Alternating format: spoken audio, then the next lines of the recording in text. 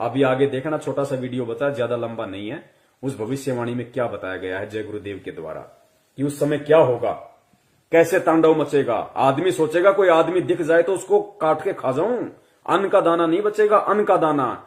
और उस विकट परिस्थिति में गुरुजी कैसे आप और हमारी रक्षा करेंगे वो भी आप देखना, किस विधि से करेंगे।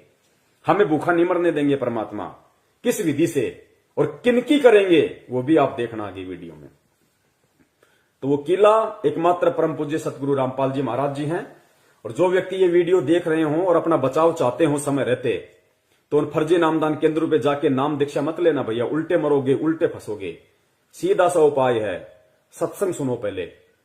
यूट्यूब पे किसी भगत से मेमोरी कार्ड लेके जो आपके संपर्क में आ जाए, कोई पुस्तक पढ़ के संत रामपाल जी महाराज जी के पहले सत्संग सुनो। अगर उनके आने तक आप सत्संग भी सुनते रहोगे और सत्संगों के माध्यम से वो जो नियम बताते हैं, जो बुराइयां छोड़ने के लिए कहते हैं, उनको आप छोड़ दोगे, आपका बाल विवाह का नहीं होगा, बाल विवाह का। और अगर उनको परमात्मा मान के, सत्संग सुन के, ज्ञान को आधार बना के कि धरती पे अगर कोई संत है तो केवल यही है, भगवान अगर कोई धरती पे है तो संत रामपाल जी महाराज है, अगर इतना विश्वास आपको हो जाए, उसके बाद में किसी भी सत्सेवक भाई बहन से संपर्क कर लेना। उसके बाद में अपने घर में परमात्मा की 3 समय की आरती करो, घर में देसी घी का खड़ी बत्ती वाला दीपक जलाओ, परमेश्वर को दंडवत करो, सत्संग सुनो, परमात्मा का शब्द सुनो। बाल बाका नहीं होने देगा परमात्मा, बाल बाका नहीं होने देगा, और कोई तरीका नहीं है। प्रकार की चीजें आगे युग में होने वाली है। जो लोग भगवान के साथ जुड़े होंगे, अच्छाई के साथ धर्म के रास्ते पर चल रहे होंगे, सिर्फ वही बचे। अब देखिए लास्ट पार्ट है ये, उसके बाद में हम परमपिता परमेश्वर जी की दया से थोड़ा आराम करेंगे फिर। तो ये लास्ट है कि वो विनाश का समय होगा, कैसा होगा, कैसा उसमें तांडव मचेगा, किस प्रकार से लोग त्राहिमाम हो जाएंगे, कैसी कैसी विकट परिस्थितियां पैदा होंगी। आप देखना आप इन चीजों को।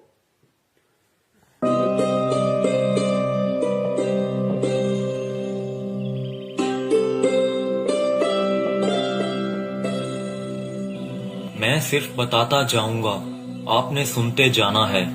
जिसे समझना होगा वो समझेगा, जिसे हंसना होगा वो हंसेगा।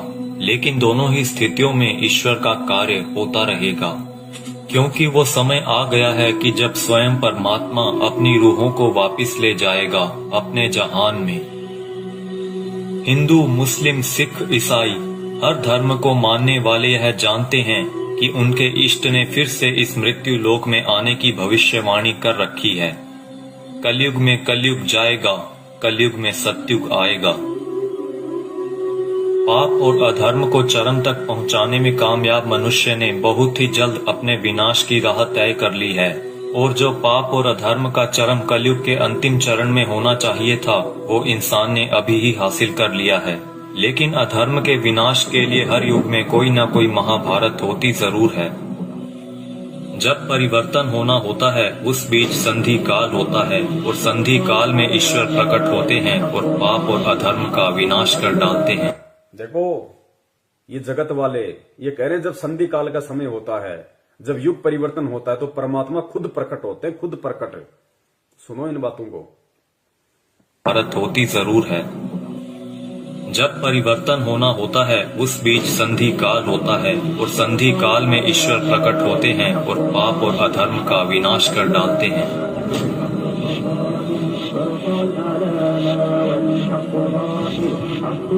यह वीडियो वो लोग जरूर देखें जिनका परमात्मा में पूर्ण विश्वास है। इस वीडियो में दी गई जानकारी को ध्यान लगाकर समझिए। ये जानकारी कोई मनगढ़ंत या काल्पनिक बातें बिल्कुल नहीं है। ओडिशा में 400 साल पहले अच्युतानंद जी द्वारा भविष्य मालिका की रचना की गई थी। अच्युतानंद जी को भगवान श्री कृष्ण के परम सखा सुदामा का पुनर्अवतार माना गया है, जिसमें उन्होंने कलयुग के खत्म होने की भविष्यवाणी की है, जो कि गणनानुसार आने वाले कुछ वर्षों में हो सकता है। इसमें उन्होंने परमात्मा के प्रकट होने से पहले भारत के जो अंतिम प्रधानमंत्री होंगे उनके बारे में भी बताया है, और जो गुण बताए हैं वो वर्तमान के प्रधानमंत्री से मेल खाते हैं। यानी लोकतांत्रिक भारत के अंतिम प्रधानमंत्री होंगे श्री नरेंद्र मोदी, और उसके बाद होगा उस ईश्वर का प्रकट होना, और पूरे भारत में मिलिट्री शासन होगा, या कहीं राजतंत्र कायम हो। अंतिम प्रधानमंत्री नरेंद्र मोदी होगा, पूरे देश में मिलिट्री शासन होगा, उसके बाद प्रकट होगा कौन? परम पूज्य सतगुरु रामपाल जी महाराज जी उसके बाद पूरी दुनिया के सामने आएंगे।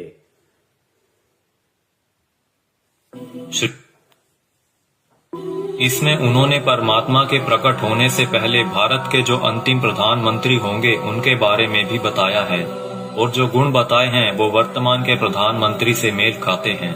यानी लोकतांत्रिक भारत के अंतिम प्रधानमंत्री होंगे श्री नरेंद्र मोदी, और उसके बाद होगा उस ईश्वर का प्रकट होना और पूरे भारत में मिलिट्री शासन होगा, या कहें राजतंत्र कायम हो जाएगा और पूरे विश्व में सनातन धर्म की पुनर्स्थापना होगी।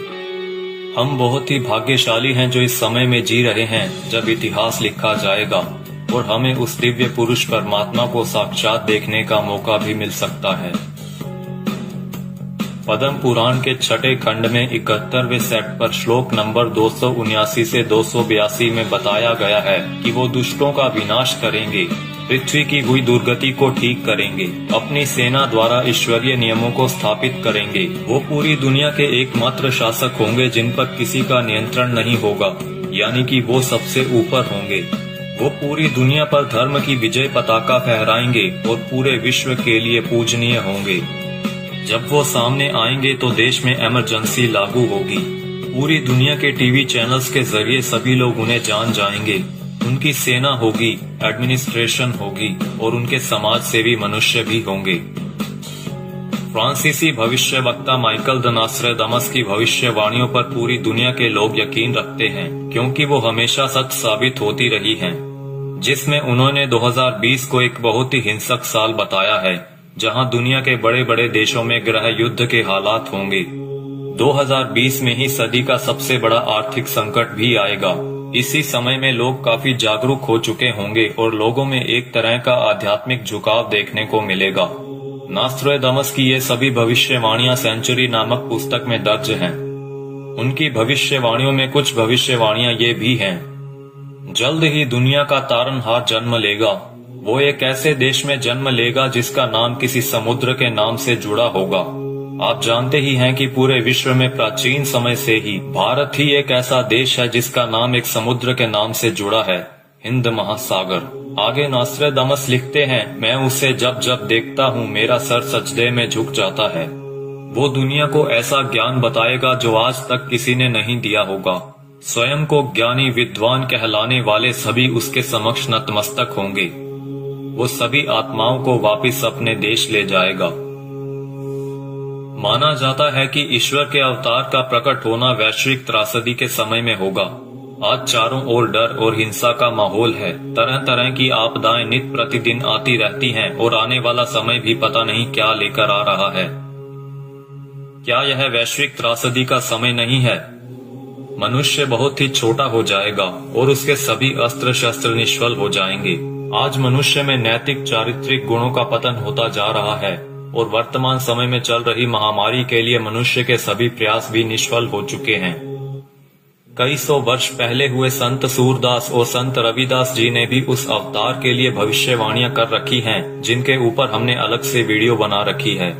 हो सकता है कि इस संधि काल के बाद ईश्वर द्वारा चुने गए कुछ मनुष्य ही अगले युग में कदम रखें। इसीलिए इस समय में हम सभी को पूर्ण रूप से, पूर्ण प्रयत्न से अपना आध्यात्मिक विकास करने की जरूरत है।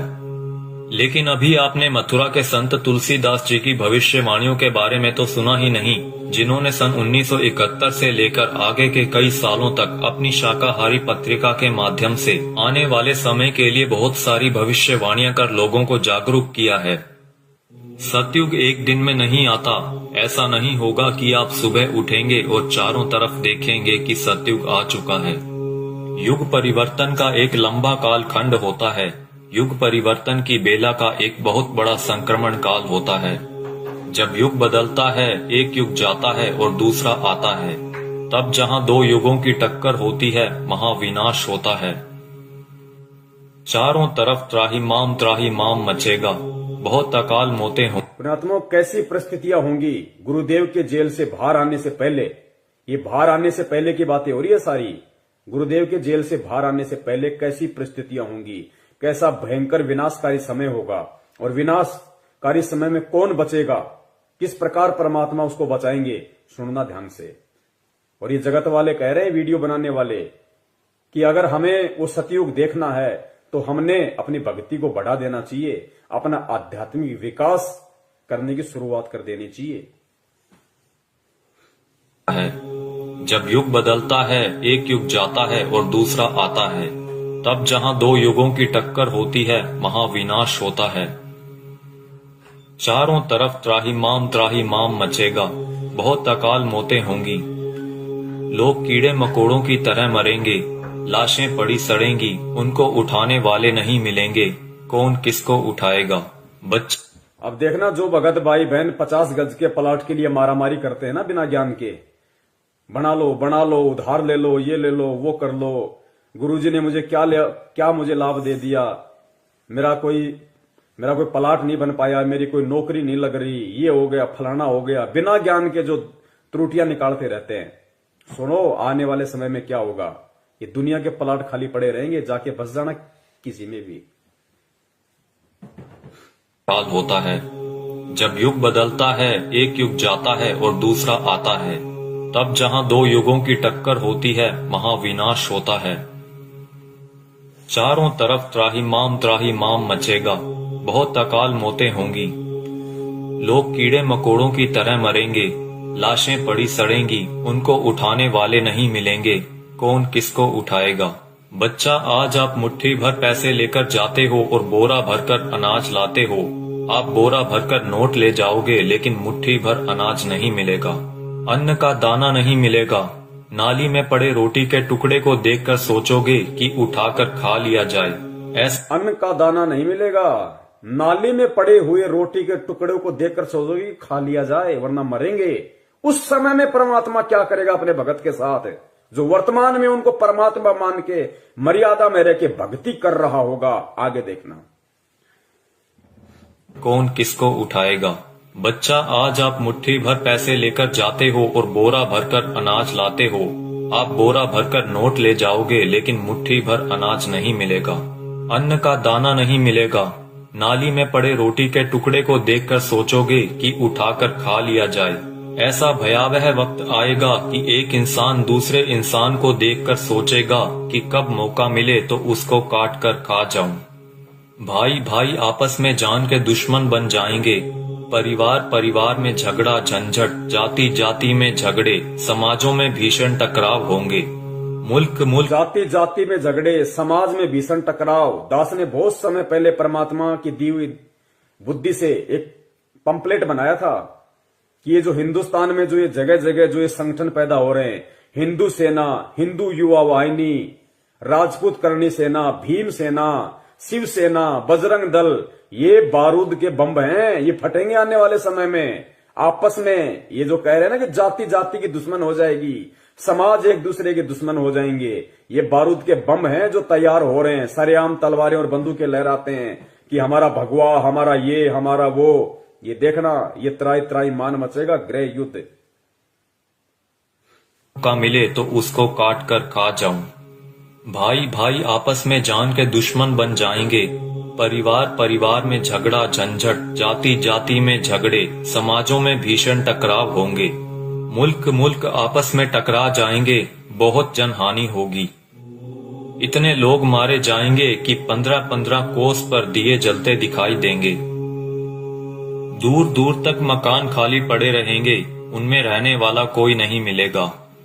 जो बच जाएंगे और कहीं से कोई भटकता हुआ आ जाएगा तो कहेगा कि आप यहीं रह जाइए, साथ हो जाएगा। कई छोटे बड़े देश दुनिया के नक्शे से इस तरह गायब हो जाएंगे जैसे वो कभी थे ही नहीं। अभी आपने क्या देखा है? सूखा, अकाल, भूखमरी, बीमारियां, कोलाहल, कोहराम, बाढ़, महामारी। अभी आपने कुछ नहीं देखा, वो आगे आ रहा है। उसके एक बार से 200-200 गांव खत्म हो जाएंगे। बड़े बड़े शहरों का नामो निशान तक मिट जाएगा। ऐसी बीमारियां आएंगे कि डॉक्टर जिनका नाम तक नहीं जानते, वो कहेंगे हमने ऐसा पहले कभी नहीं देखा। ऐसी भयावह बीमारियां होंगी कि डॉक्टर अस्पताल से भाग खड़े होंगे, कहेंगे हमारे पास इसका कोई इलाज नहीं है। आप समझते हो सतयुग ऐसे ही चुपचाप चला आएगा? भयावह विनाश लीला के बाद जो मुट्ठी भर लोग बचे रहेंगे वो सतयुग का नया सूरज उगता हुआ देखेंगे। भयंकर विनाश के बाद में जो मुट्ठी भर लोग बचेंगे वो सतयुग का नया युग देखेंगे।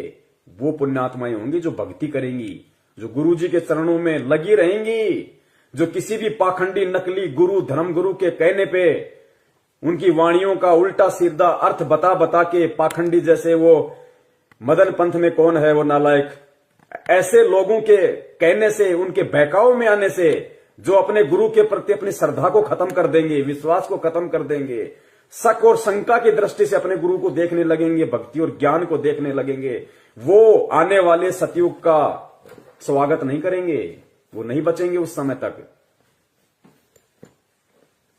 का नाम तक नहीं जानते, वो कहेंगे हमने ऐसा पहले कभी नहीं देखा। ऐसी भयावह बीमारियां होंगी कि डॉक्टर अस्पताल से भाग खड़े होंगे, कहेंगे हमारे पास इसका कोई इलाज नहीं है। आप समझते हो सतयुग ऐसे ही चुपचाप चला आएगा? भयावह विनाश लीला के बाद जो मुट्ठी भर लोग बचे रहेंगे वो सतयुग का नया सूरज उगता हुआ देखेंगे और सतयुग की अगवानी के साक्षी बनेंगे। मुझे जो करना था मैंने अपना काम कर दिया है, अब कुदरत अपना काम करेगी। आने वाले समय में यूएनओ भारत में चलेगी, सुरक्षा परिषद भारत में आएगी, विश्व का न्याय भारत में होगा, देश और दुनिया का तख्ता पलट होगा, छोटे छोटे राष्ट्रों का भारत में विलय होगा, देश में प्राकृतिक और दैवीय प्रकोपों से भारी जनहानि होगी, 20 करोड़ लोग एक झटके में लापता हो जाएंगे, आबादी बहुत ही कम रह जाएगी। भारत की बहुत कम आबादी होने पर भी भरपेट खाना नहीं मिलेगा, इतने कष्ट आएंगे कि लोगों की कचूमर निकल। भारत की बहुत कम आबादी बचेगी, कहते हैं उसके बाद भी भरपेट खाने के लिए भोजन नहीं बचेगा लोगों के पास में, ही कम रह जाएगी। भारत की बहुत कम आबादी होने पर भी भरपेट खाना नहीं मिलेगा, इतने कष्ट आएंगे कि लोगों की कचूमर निकल जाएगी। चारों तरफ विश्व युद्ध होगा, कीटाणु बमों का प्रयोग किया जाएगा, एक सफेद पोशाकधारी ही युग परिवर्तन का कारण बने। बंदी छोड़ सतगुरु रामपाल जी महाराज की जय हो। एक सफेद पोशाकधारी, क्योंकि ये जितने भी भविष्य वक्ता हैं विदेशी, ये जो परमेश्वर को देख रहे हैं, उस अवतार को देख रहे हैं, ये गुरु जी के वर्तमान रूप को देख रहे हैं। एक सफेद पोशाकधारी जिसका गौर वर्ण होगा, चरम विहीन पादुकाएं होंगी, मस्तक पे अर्धचंद्र का निशान होगा, ये सतगुरु रामपाल जी महाराज जी के वर्तमान रूप को देख रहे हैं। अपनी भविष्यवाणियों में उन्होंने वर्तमान समय को उन्होंने देखा था। एक सफेद पोशाकधारी ही युग परिवर्तन का कारण बनेगा। मिलेगा। और वो रूपानंद कह रही है कि वो उत्तराखंड में है, साधु संत है। यहां तो लाल कपड़े वाले हैं सारे, गले में मोटी मोटी रुद्राक्ष की मालाएं पहने बैठे हैं। कोई मुंडित है, कोई चंडित है, कोई जटाधारी है, कोई लंगोटाधारी है। सफेद पोशाकधारी तो केवल परम पूज्य सतगुरु रामपाल जी महाराज है। आबादी बहुत ही कम रह जाएगी। भारत की बहुत कम आबादी होने पर भी भरपेट खाना नहीं मिलेगा, इतने कष्ट आएंगे कि लोगों की कचूमर निकल जाएगी। चारों तरफ विश्व युद्ध होगा, कीटाणु बमों का प्रयोग किया जाएगा, एक सफेद पोशाकधारी ही युग परिवर्तन का कारण बनेगा। आप शीघ्र अतिशीघ्र उस आध्यात्मिक शक्ति के साथ जुड़ जाएं तो आपका बचाव होगा।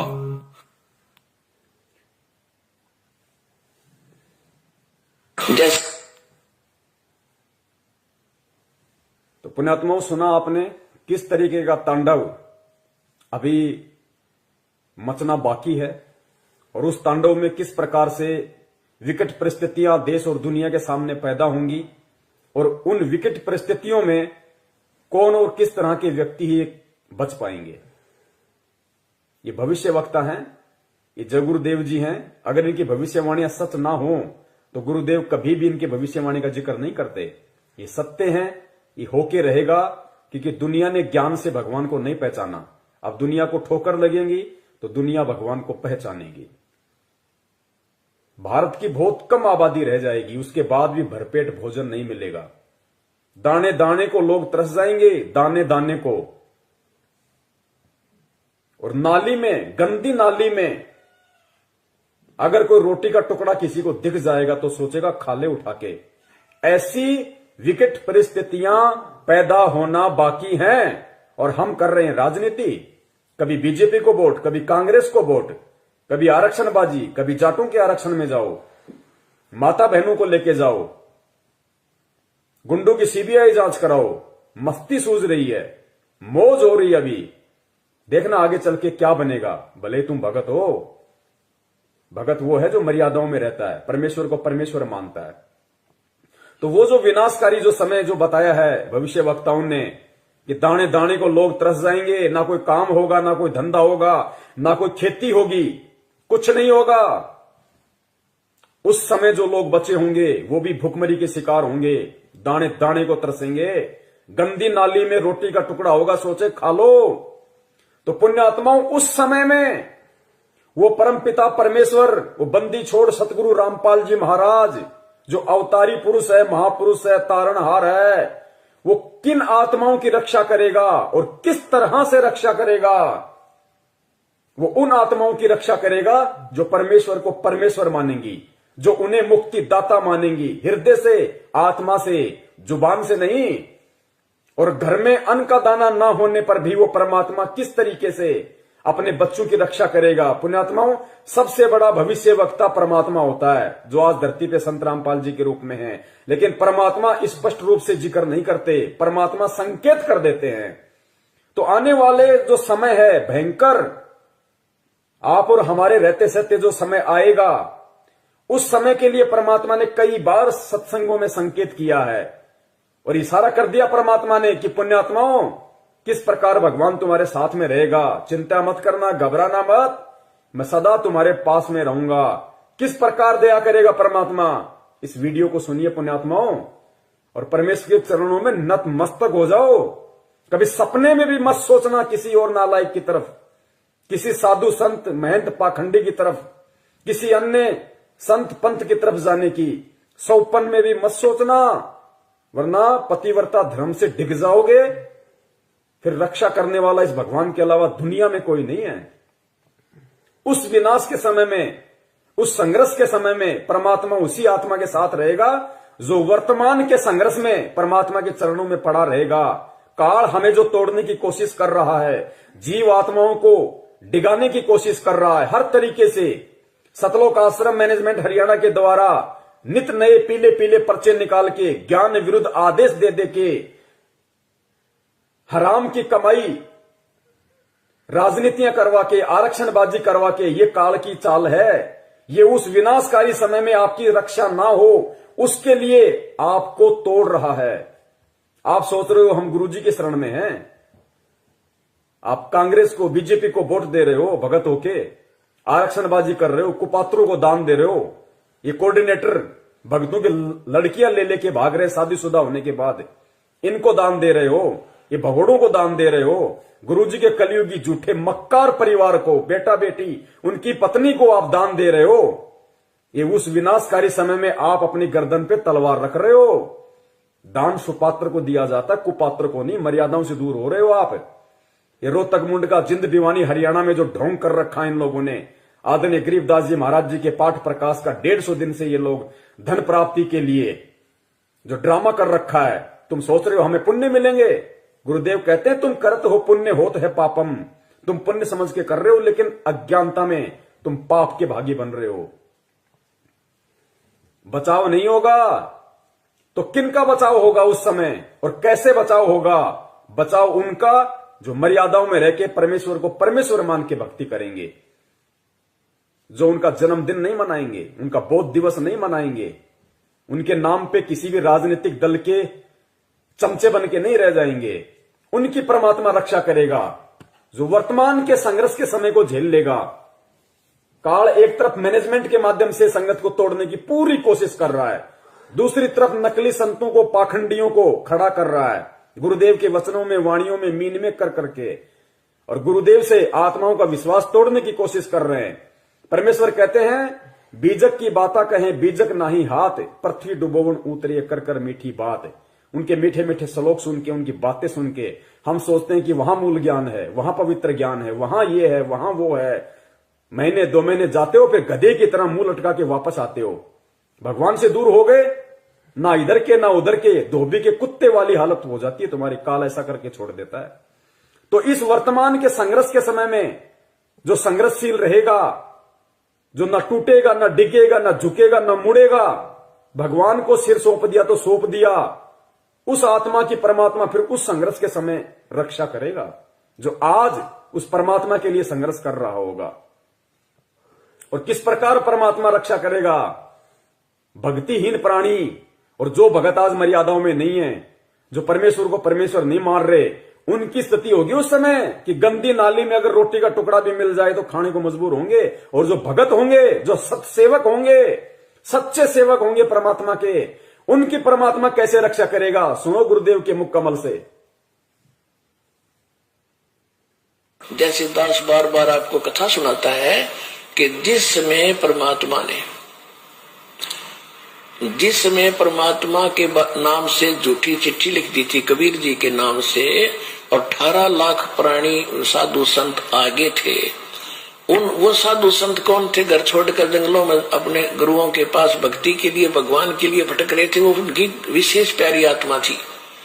अब वहां उन 18 लाख को 3 दिन तक झोंपड़ी में बैठे गरीब जुलाई ने, वो तो भगवान थे, लीला कर रहे थे, 3 दिन तक उनको वो भोजन खिलाया जो कभी सुना भी नहीं था उन महापुरुषों ने, भक्तों ने, साधुओं ने। और सोना की मोहर दी और दोहर दी और छक्के हलवा पूड़ी कचौड़ी जलेबी छक खाओ, छह बखाओ, जन्म का भूखे मरे थे, मेरे बुगड़े खानिए थे होते।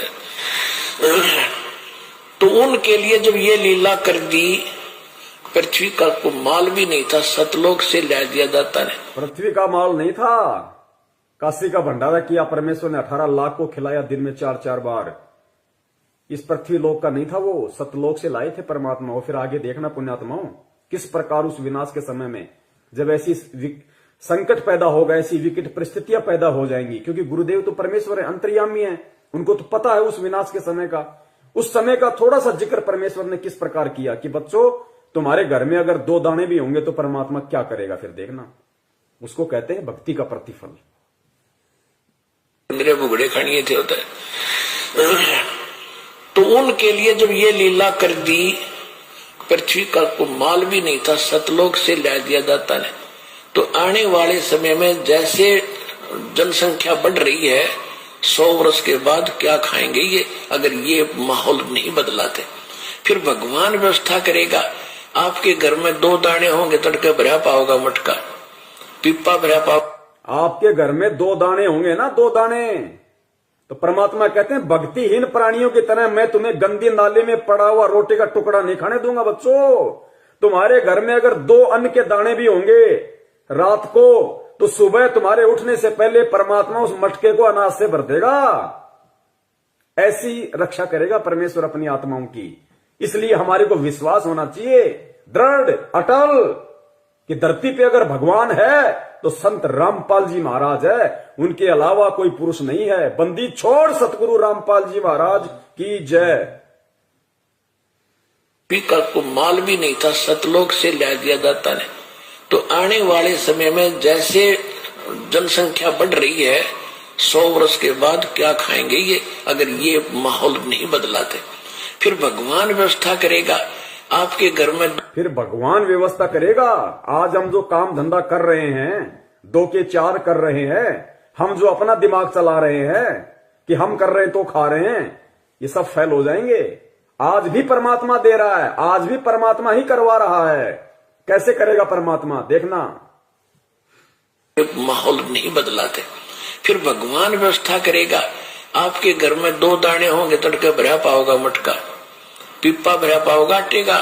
इस तरह कर देगा दाता आपके लिए। लेकिन साध वचन पलटे नहीं, चाहे पलट जाए ब्रह्मांड। अगर परमेश्वर ने ये वाणी कही है कि आपके घर में 2 दाने होंगे, सुबह मटका भरा हुआ मिलेगा, तो वो विकट समय आएगा, वो 2 दाने वाला समय आएगा भाई। तभी परमेश्वर ने इस वाणी का जिक्र किया, ये बात कही है परमात्मा ने कि आपके घर में 2 दाने होंगे। नहीं तो भगत आज हम अपना काम धंधा कर रहे हैं, अपना कमाई रहे ना, लेकिन एक समय ऐसा आएगा ना काम होगा, ना धंधा होगा, ना कोई घर से बाहर निकलेगा, डरेंगे, सहमे हुए होंगे, डरे हुए होंगे। उस समय परमात्मा कहते हैं कि जो भक्तिहीन प्राणियों भूख के मारे क्या करेंगे, कब तक घरों में बैठे रहेंगे, ना ये ब्रह्मा रक्षा करेगा, ना विष्णु करेगा, ना दुर्गा करेगी, ना काल, ना महाकाल, ना देवी देवता, ना भैरू, ना भूत, ना यार, ना रिश्तेदार, ना मां, ना बाप। आज हम जिनके लिए भगवान से दूर हो रहे हैं कि मेरी मां रुष्ट हो जाएगी, मेरा बाप मुझे लड़ेगा, मेरी पत्नी मुझे छोड़ के चली जाएगी, उस समय कोई नहीं आएगा, वो परमेश्वर आएगा उस समय रक्षा करने के लिए। किनकी? जो भक्ति करेंगे, जो भक्ति करने की इच्छा से होंगे। बढ़ रही है 100 वर्ष के बाद क्या खाएंगे ये, अगर ये माहौल नहीं बदलाते। फिर भगवान व्यवस्था करेगा। आपके घर में 2 दाने होंगे, तड़के भरा पाओगा मटका, पिप्पा भरा पाओगा आटे का, इस तरह कर देगा दाता आपके लिए। लेकिन भक्ति करवाने के लिए छोड़ सतगुरु रामपाल जी महाराज की जय हो। ये उनकी करेगा जो भक्ति करेंगे, और जो बकवाद ये उनकी करेगा जो भक्ति करेंगे, और जो बकवाद करेगा वो अपना करते रहेंगे, वो गंदी नाले के टुकड़े खाते रहेंगे भगत होके भी। पिप्पा भरा पाओगा आटे का, इस तरह कर देगा दाता आपके लिए। लेकिन भक्ति करवाने के लिए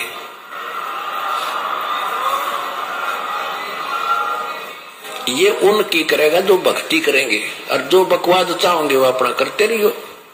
ठीक है, जैसा भक्ति भजन करेंगे उनका लाभ मिल जाएगा, लेकिन वो उसमें से खड़ी रह जाएंगे। राजनीति करने वाले करते रहियो, आरक्षणबाजी करने वाले करते रहियो, परमात्मा रक्षा उनकी करेगा जो भक्ति करेंगे, जिनका मकसद मोक्ष प्राप्ति का होगा, कांग्रेस को जिताने का, बीजेपी को जिताने का नहीं। तो कितने लोग आज मर्यादाओं में हैं, और कितने लोग भगत होकर भी अपने आप को भगवान का भगत समझते हुए भी मर्यादाओं से दूर हैं। ये अपना आकलन स्वयं कर ले। दास की यही विनती है, यही प्रार्थना है। सत संदेश हम देते रहेंगे जब तक परमेश्वर हमें सद्बुद्धि देते रहेंगे। और निवेदन करूंगा सभी भाई बहनों से, वीडियो को ज्यादा से ज्यादा, ये ऐसा वीडियो है, ये बहुत लंबा चलना चाहिए वीडियो, हर आत्मा तक संदेशा पहुंचना चाहिए। अब ये दास इसको फेसबुक पे जाके और दोनों पार्ट को एक कर देगा, ऊपर नीचे। उसके बाद में पुण्यात्माओं जितना हो सके वीडियो को शेयर करें, ताकि जिस प्रकार परमेश्वर ने आप और हमारे ऊपर दया करी है, उसी प्रकार परमात्मा हमारे अन्य भगत भाई बहनों पे भी दया करें, उनको भी परमेश्वर सद्बुद्धि दे, उनको भी समझ में आए, वो भी परमेश्वर को परमेश्वर माने। ठीक है, जो गलती उन्होंने परमात्मा का जन्मदिन मना के, बोध दिवस मना के कर दी है, अगली बार उनसे वो गलती ना हो, अगली बार उनसे वो गलतियां ना हो, वो भी आप और हमारी श्रेणी में आ जाएं, वो भी सत्सेवकों की श्रेणी में आए। तो हमें प्यार से, प्रेम से, बहुत ही आधीनी से परमपिता परमेश्वर जी के चरणों में बैठ के उनकी प्रेरणा से हमें ये सेवाएं करनी है, साथ में अपनी भक्ति भी करनी है, ताकि परमेश्वर भक्ति से ही प्रसन्न होंगे। सेवाओं का पुण्य अलग है। तो पुण्यात्माओं परमेश्वर दया करें, हम यही उनसे विनती करेंगे बारंबार उनके चरणों में दंडवत करते हुए कि परमात्मा साध संगति के लिए आप हम सत्सेवकों को लाइव शंका समाधान प्रोग्राम से जोड़े रखिए। आप इसी प्रकार हमारे सभी भाई बहनों का, हम एक दूसरे का इसी प्रकार भक्ति में विश्वास बनाए रखिए। हमारे अंदर वो दृढ़ता, वो विश्वास आप जी पैदा कीजिए, ताकि परमात्मा सपने में भी हम अपने पतिव्रता धर्म से दूर ना हो सकें। हम आपके चरण कमलों से परमात्मा सुई के नोक जितने भी दूर ना हो। और परमेश्वर यदि हमारा ऐसा कोई दुर्भाग्य, हमारा ऐसा कोई कुसंस्कार यदि हमारी ही किसी मूर्खता और गलती के कारण आना भी हो, तो परमात्मा उसी समय हमारी जीवन लीला समाप्त कर देना, और अगला जन्म परमात्मा उस समय देना जब आप हमारा मोक्ष कर सको, हमें सतलोक पहुंचा सको। बंदी छोड़ सतगुरु रामपाल जी महाराज की जय हो। सत साहेब।